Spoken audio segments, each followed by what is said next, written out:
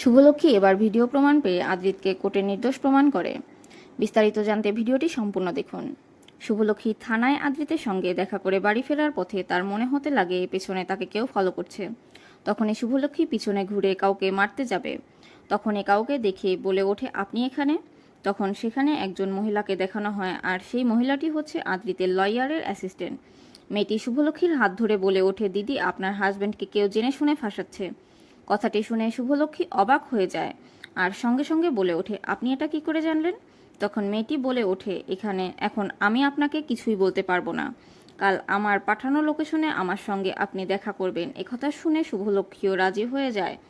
এরপর দেখা যায় শুভলক্ষ্মী বাড়ি ফিরে মেয়েটার কথাগুলো নিয়ে ভাবতে থাকে আর মনে মনে বলতে থাকে, মেয়েটা কি করে জানলো আমার আদিকে ফাঁসানো হচ্ছে, আর কেই বা আমার আদিকে ফাঁসাচ্ছে, আমাকে সেটা জানতেই হবে। এরপর দেখা যায় পরের দিন সকালে শুভলক্ষ্মী মেয়েটার সঙ্গে দেখা করতে যায়, আর মেয়েটাও তখন শুভলক্ষ্মীকে সকল কথা বলে দেয়। মেয়েটা বলে ওঠে, আমার স্যার মিস্টার সেনগুপ্ত ইচ্ছে করে আপনার হাজবেন্ডকে ফাঁসিয়ে দিচ্ছে।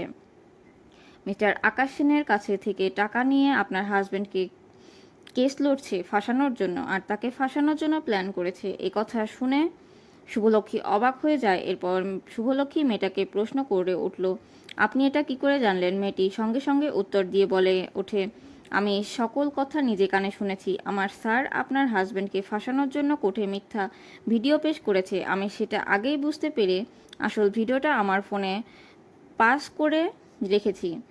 এই দেখুন ভিডিওটা দেখা মাত্রই শুভলক্ষ্মী চমকে ওঠে। সেখানে স্পষ্ট দেখা যাচ্ছে আদ্রিত রায় সেই খুনটি করেনি।